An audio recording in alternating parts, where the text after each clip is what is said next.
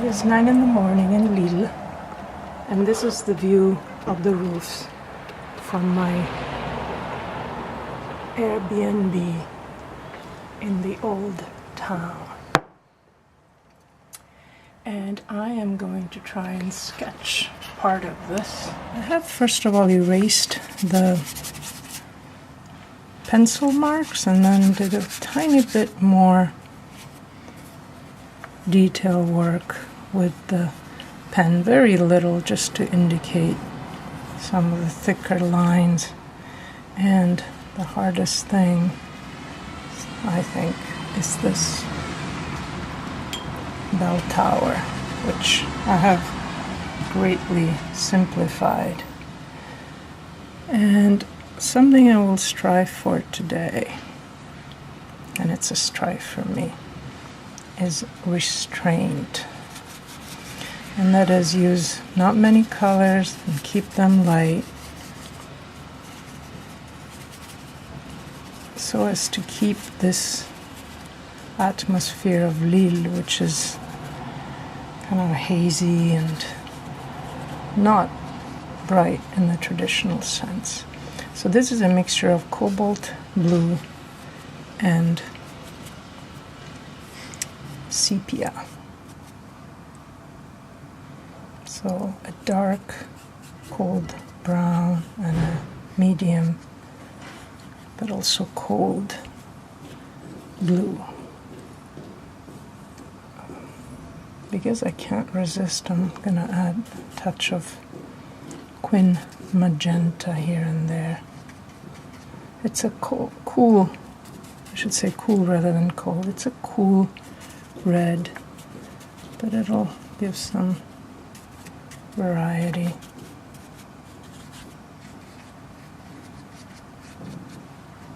All right.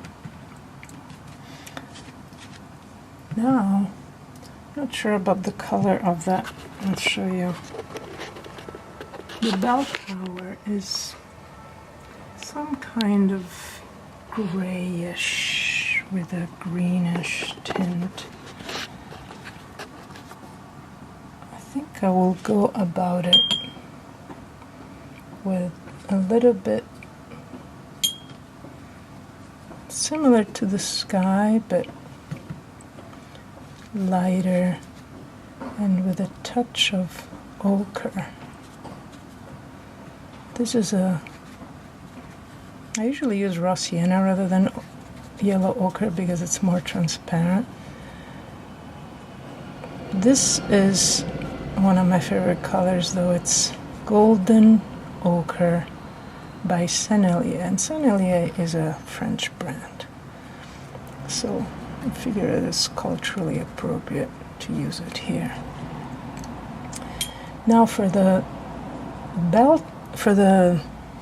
chimney bits, I'm gonna still use some of that golden ochre and mix it in with what I have on this palette, which is my larger travel palette, where I put different colors from my little one. So I do not have regular burnt sienna, but I have a color by Daniel Smith called QUINACRIDONE Burnt Orange.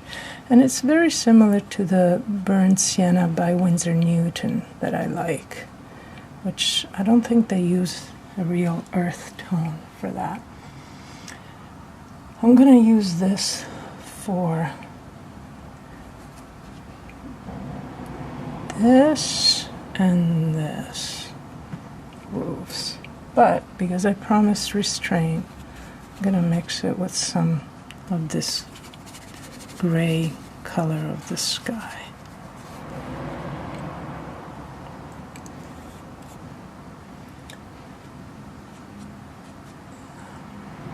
The other roofs are a little bit darker, so to that mix I'm adding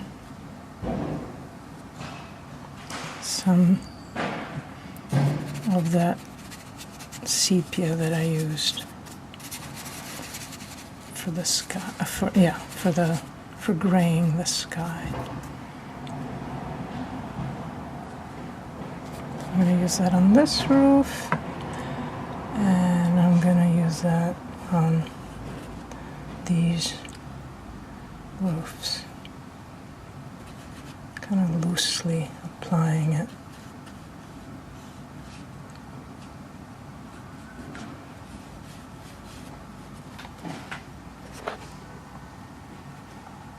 Showing you the roofs here.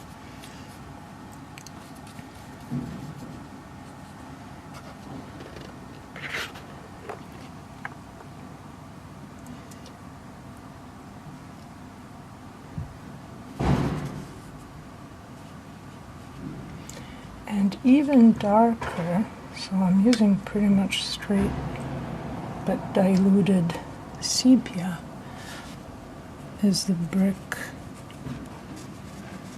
of these chimneys.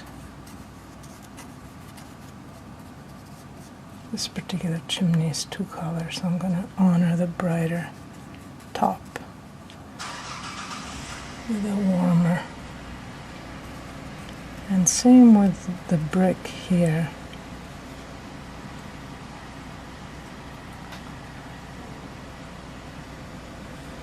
On that side of the house.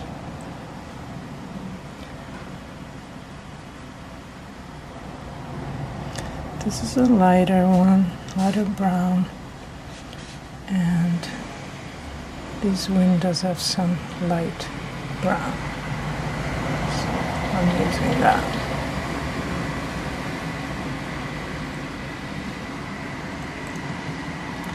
Now for some gray, very light gray is here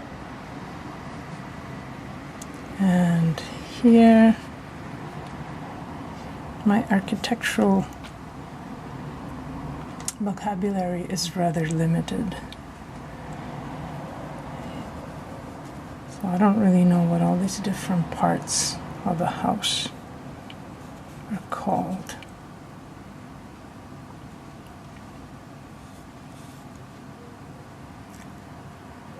And I forgot to do this roof. That's a little darker than the surrounding.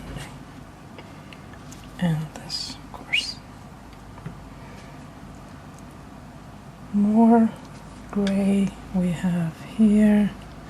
I purposefully skip around when I paint because it gives a chance for things to dry, and then you don't have to do so many different steps.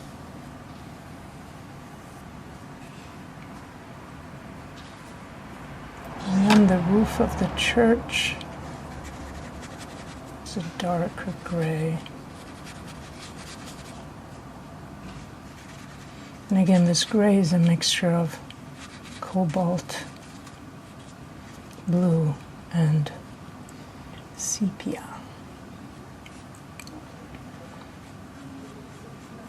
I can't even think of people getting in and out of this dormer through that ladder.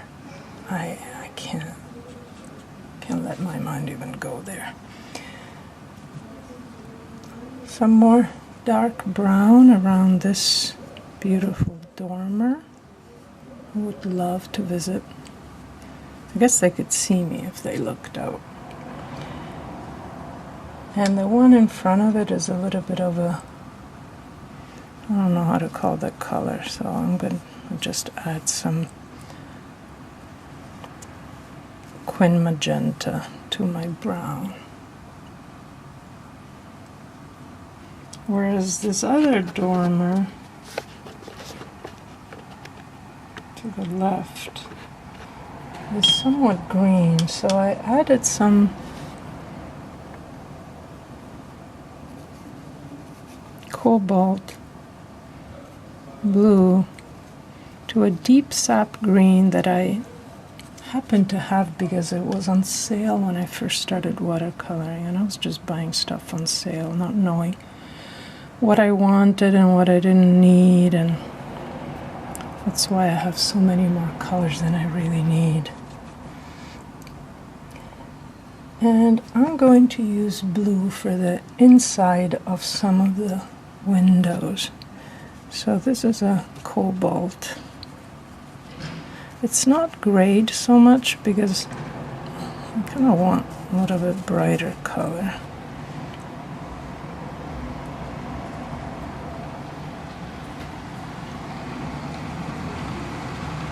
It's a little bit challenging with this brush, but they do say that using a larger brush than you need or than you think you need will help you become a looser watercolorist. And looseness in watercolor is something everybody wants. This facade is not quite gray, not quite white, but I'm gonna color it a little bit with gray mixed with golden ochre. And same with this. And then there is the metal side of this house that's a straight gray, so I'm doing that. Then the curtains on these are red, so why not do red? This is a Daniel Smith cadmium imitation color. They don't do any cadmium at Daniel Smith because it is toxic, and I respect that, but I know that cadmium is very important for some people. Back to that gray. Maybe there will be sound from the bells. They do play regularly, but not as regularly as in Italy. This is more like when there's mass going on. I'm using that green and cobalt mixture that I'm also going to be using here and here. I don't know why I missed this. And I wanted to put some purple in that windows to the left because I see purple in their curtains. So to my gray I added a little bit of ultramarine violet.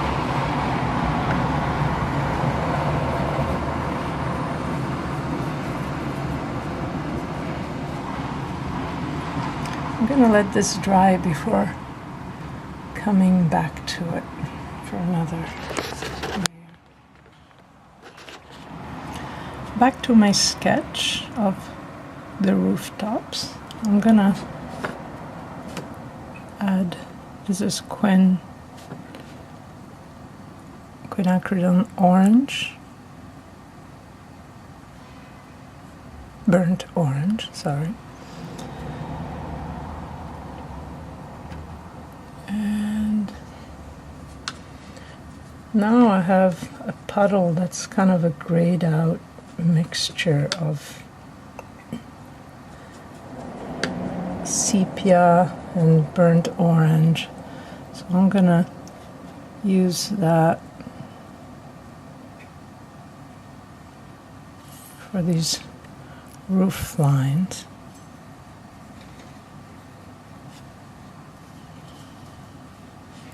I was more careful to have different colors for the different roofs earlier, but now I kind of want them to look more united. I forgot some gray spots, and they are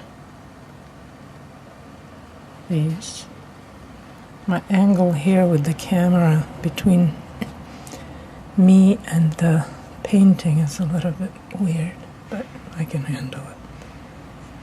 This is still wet. I guess it's pretty wet here, pretty humid today. It's probably going to rain later. So while I have gray, a darker gray, I'm going to use it.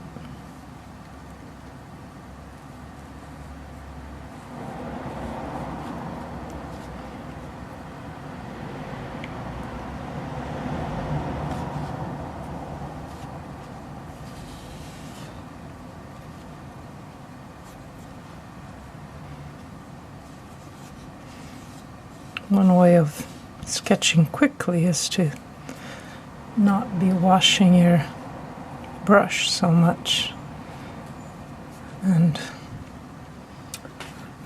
that's kind of what I'm doing. And that also allows you to jump around a bit, because chances are you have the same color in different parts of your painting, or of your sketch rather.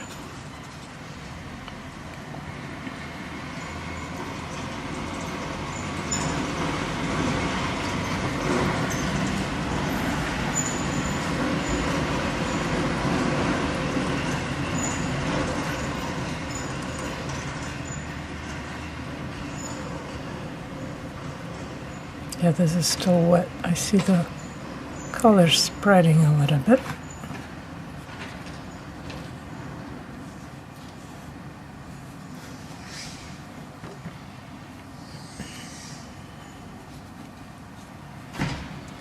I'm going to use the green now, that mixture of deep sap green and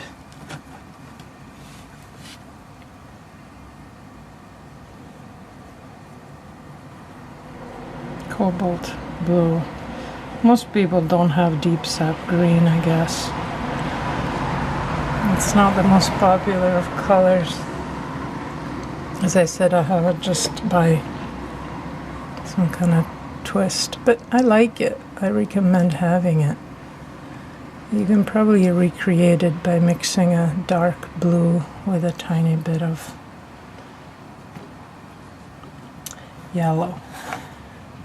Now for these roofs, I'm going to use my larger brush, my number 12 travel brush, just because I don't want to get too picky. And this is that same mixture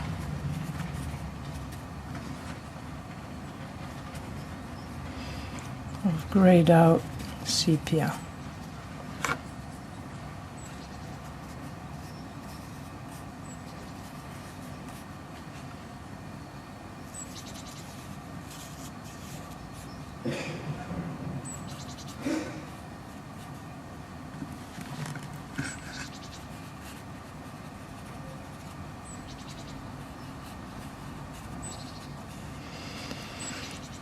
And I usually like to render the bricks. Alright, I'm being interrupted, just a minute. A minute! Well, that was a quick interruption, and a lovely one, from my landlords here at the bed and breakfast, who brought me a fresh croissant. I could get used to this life.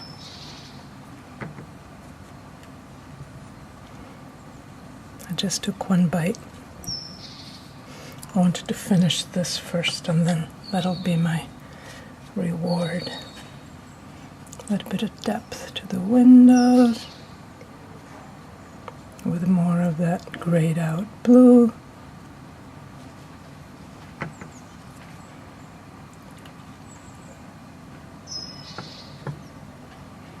With some purple here. And here I used some of that fake cadmium red. I don't like the cadmiums. When I first started painting, I saw painters warning that cadmiums make mud, and I think I was traumatized by that. The fact is they're opaque, or somewhat opaque, and I really like, there's some watercolor artists that do a great job with them, particularly for lights in a city, like the tail lights of cars. So someday I hope to use them with confidence, but that day is not here yet. A little bit of the shadows here.